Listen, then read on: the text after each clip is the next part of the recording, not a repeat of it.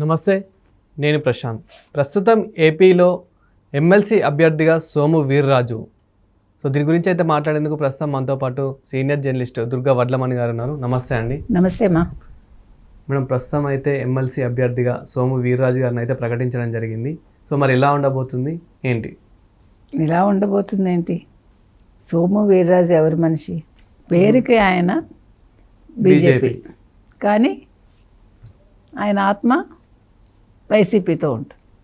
మనకి బాగా గుర్తుంటే ఎలక్షన్స్ ముందు యాక్చువల్గా బీజేపీ తెలుగుదేశం కూటమిలో చేరాలనుకుంటే, అంటే తెలుగుదేశం జనసేన కూటమిలో చేరాలనుకుంటే అడ్డుకున్నది సోము వీర్రాజే మనకు గుర్తుంటే. ఎందుకంటే అతను బీజేపీ మనిషి కంటే కూడా వైసీపీ మనిషి కాబట్టి, జగన్మోహన్ రెడ్డి మనిషి కాబట్టి. మరి అటువంటి సోము వీర్రాజుకి ఇవాళ ఒక ఎమ్మెల్సీ కేటాయించారంటే అంటే కూటమిలో వాళ్ళు భాగంగా ఇవ్వాల్సి వచ్చింది. తెలుగుదేశం ఒకటి జనసేనకి, ఒకటి బీజేపీకి ఇచ్చారు. సరే, జనసేన అభ్యర్థిగా ఆల్రెడీ నాగబాబుని ప్రకటించారు, మనందరికీ తెలుసు. దాని మీద చాలా కాంట్రవర్సీలు వచ్చాయి. కాకపోతే ఏంటంటే ప్రతి చోట కూడా అన్నదమ్ములో లేకపోతే తండ్రి కొడుకులో ఇలా ప్రతి పార్టీలోనూ ఉన్నారు కాబట్టి కొంతవరకు అందరూ సమర్థించుకున్నారు, తల్లి కొడుకులో.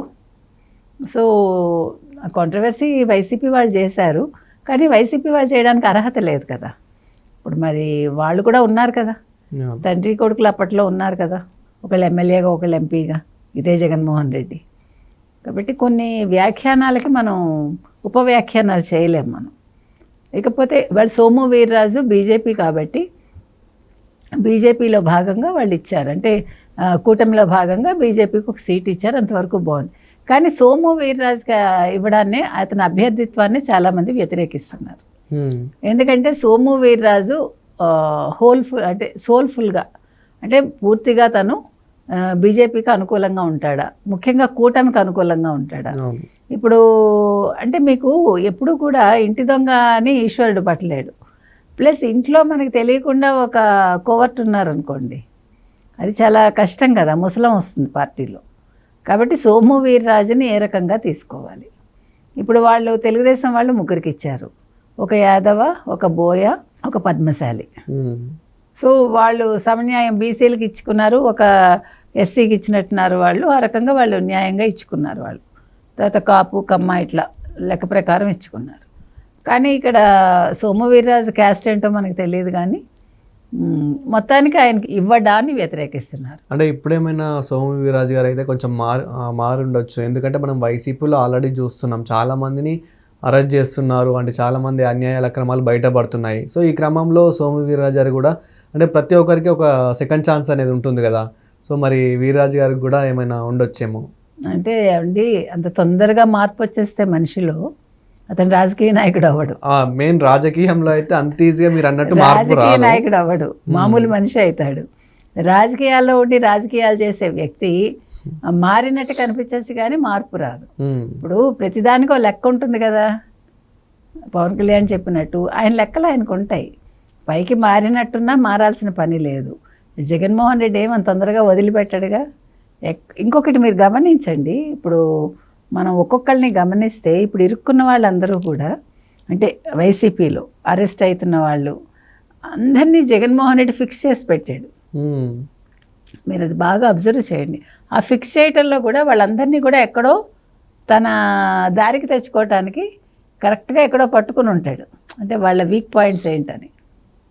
కాబట్టి వాళ్ళు ఎవ్వడూ నోరెత్తడానికి లేకుండా చేసుకుంటున్నాడు. లేకపోతే అరెస్ట్ అయిపోయాక వాళ్ళు చెప్పేయాలి కదా జగన్మోహన్ రెడ్డి పేరు.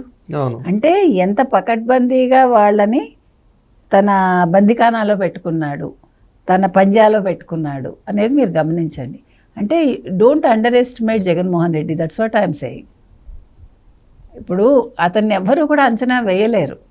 మనందరూ అతను సైకో అంటున్నాం, అతనికి బుర్ర లేదంటున్నాం.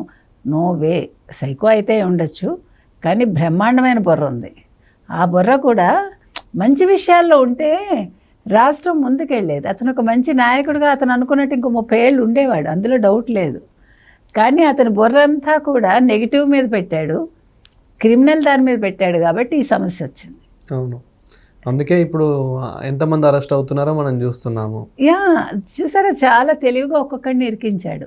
ఇరికించడంలో కూడా ఎస్సీ ఎస్టీలని, బీసీలని, అట్లా వాళ్ళని ఇరికించాడు. వాళ్ళు అది అర్థం చేసుకోవాలా. ఈ చిన్న చిన్న ఆశలకి వాళ్ళు లొంగిపోయి వాళ్ళ జీవితాలను నాశనం చేసుకుంటున్నారు. ఇవాళ కూడా నేను గట్టిగా మీ వెనకాల ఉన్నానని చెప్పడు, ఊరికే అట్లా మెహర్బానీకి మాట్లాడతాడు. వాళ్ళని అరెస్ట్ చేశారంటాడు, వాళ్ళని మళ్ళీ ఇక్కడ కూడా వాళ్ళని వాడుకుంటాడు. అరెస్ట్ను కూడా వాడుకుంటాడు. అరెస్ట్ తరఫున బీసీలు ఎస్సీలు ఎస్టీలను కూడా వాడుకుంటాడు. అంతే తప్ప వాళ్ళకి మేలు చేయడు. అదొక, చూసారు, ఇదొక స్ట్రాటజీ. అంటే జగన్మోహన్ రెడ్డి స్ట్రాటజీలని మీరు అసలు అంచనా వేయలేరు. మీ ఊహకి అతీతంగా అతని మెదడు పనిచేస్తుంది. కాబట్టి సోము వీర్రాజు అనేవాడు మారాడని మీరు అనుకోవచ్చు, మారతాడని నేను అనుకోవట్లా, కాకపోతే మారినట్టుగా ఉండొచ్చు. ఏది ఏమైనా సోము వీర్రాజుకి ఎమ్మెల్సీ ఇవ్వటం అనేది ఏమో అంత ముదావహంగా అనిపించట్లేదు. ఎందుకంటే అది మరి కూటమికి ఏమైనా చెడు చేస్తుందా, లేదు మీరు చెప్పినట్టుగా అతను తన పని తను చేసుకుంటూ వెళ్తాడా అనేది మనం వెయిట్ చేసి చూడాలి.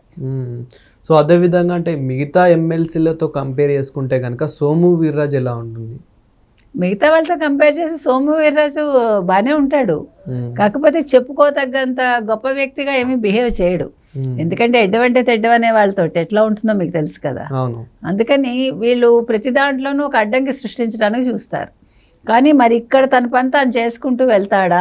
బీజేపీ తను నమ్మి ఇచ్చినందుకు సో కూటమి ప్రభుత్వంతో కలిసి చేస్తాడా, లేదు మళ్ళీ వైసీపీ వాళ్ళతోనే అంటే అదే మెంటాలిటీతో చేస్తాడా? అదే నేను అనేది. అది కూటమితోటి కలుస్తున్నట్టుగా ఉంటూ కలవకుండా తన వేరుకుంపట తను పెట్టుకుంటాడా అనేది మనం వేసి చూద్దాం.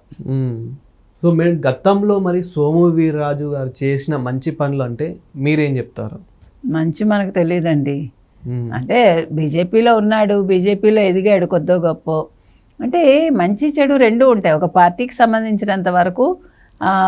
అందులో బీజేపీ వాళ్ళు చాలా తెలివిగా ఆలోచిస్తారు. అతను చెడ్డవాడని తెలిసినా పక్కకు పెట్టరు, అంటే వాళ్ళంతటా వాళ్ళు వెళ్ళిపోయేలా చేస్తారు. అతనికి ఒక అవకాశం ఇచ్చారు, ఈ అవకాశాన్ని అతను ఉపయోగించుకుని మంచిగా మారి తను ప్రూవ్ చేసుకున్నాడు అనుకోండి, నెక్స్ట్ మినిస్టర్ అయ్యే ఛాన్సెస్ ఉంటాయి. కాదు అనుకుంటే పూర్తిగా బీజేపీ నుంచి వైదొలిగే పరిస్థితి వస్తుంది. కాబట్టి ఇక్కడ బాల్ అనేది సోము వీర్రాజు కోర్టులో ఉంది. సో అతను ఏ రకంగా మారుతాడు లేదా ఏ రకంగా ఉపయోగించుకుంటాడు దాన్ని అనేది మనం వేచి చూడాలి. Thank you madam. Thank you.